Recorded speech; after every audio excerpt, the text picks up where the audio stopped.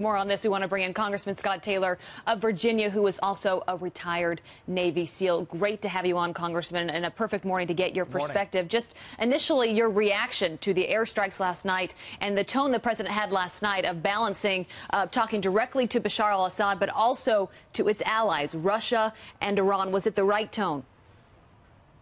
Well, let me preface it by saying, as you guys know, I represent a district that we have fighting men and women that if there's anything that's going on in the world, our people are there. So I take it very serious, use of force and putting their lives at risk.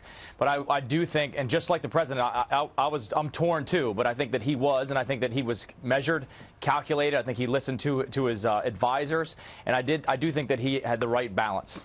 You do. So in tone and in action.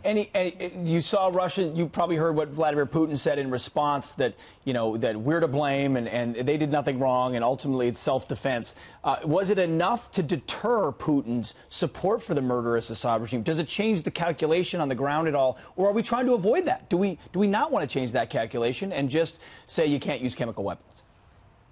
Fundamentally, I don't think it changes the calculation. I think it does have a deterrence effect, of course. Yes, Putin's going to say that's all of our fault, but the reality is their failure to uphold their end of the bargain is regrettable, predictable, and they have to be held accountable in terms of not bringing out all the chemical weapons there. And this president has drew a red line, and he's been very clear that we will not stand for this. The world won't stand for it. The world was watching last time. They're watching this time. Putin certainly was watching, and I think they hit fast, they hit hard, and I think it was calculated. Well, Congressman, some of your colleagues in Congress were also watching, and we want to play you a quick clip of some of your colleagues talking about whether or not the president had the right to do what he did.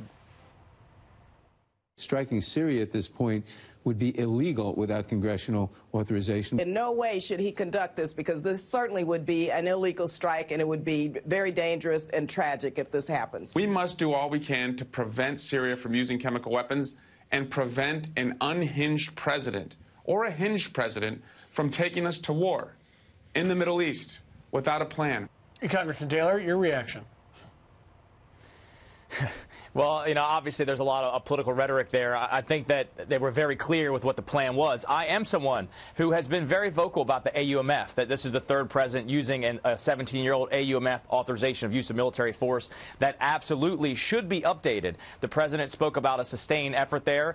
Look, if that's the case, then yeah, he should come to Congress, and Congress should have the courage and the guts to debate this with input from the executive branch, of course, in strategy and what's happening there. But I do think that he was right to do what he did last night, and I do support it just like I did 1 year ago. That being said, I do have concerns about inside of Syria. You have a lot of great powers playing in the same sandbox. There's a lot of potential for flashpoint there in conflict, which is why I was very pleased to see the way that they took this action was calculated. It threaded a needle. It signaled a deterrence to the other great powers there, and it was targeted in scope. It's important to point out that you are a former Navy SEAL, and you think about the mission that played out in the middle of the night there in Syria. You have been in very intense missions like this.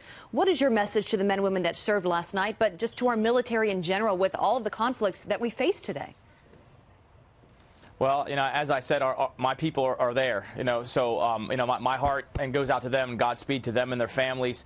They need to, listen, trust their chain of command, trust their superiors, trust their training, and the men and the women on their left and the right. Look, we support our troops over here for sure in Virginia and America, and we want them to be safe. And I think it's important that, again, that this was targeted in scope, that we have told the world that we won't stand for this type of action in Syria with chemical weapons, which are obviously internationally banned, and Assad and Putin and Tehran should take note, and they should be held accountable for their actions in support of this regime. Representative, briefly, talk to us about the morale of those troops. We've seen funding boosted, but we also see wars sort of going on and on, whether it's Afghanistan now in Syria. Do we keep the troops there? Do we not? Is there clarity of mission? They know this commander-in-chief has their back, but as it pertains to the mission and what they're executing, how's morale on that?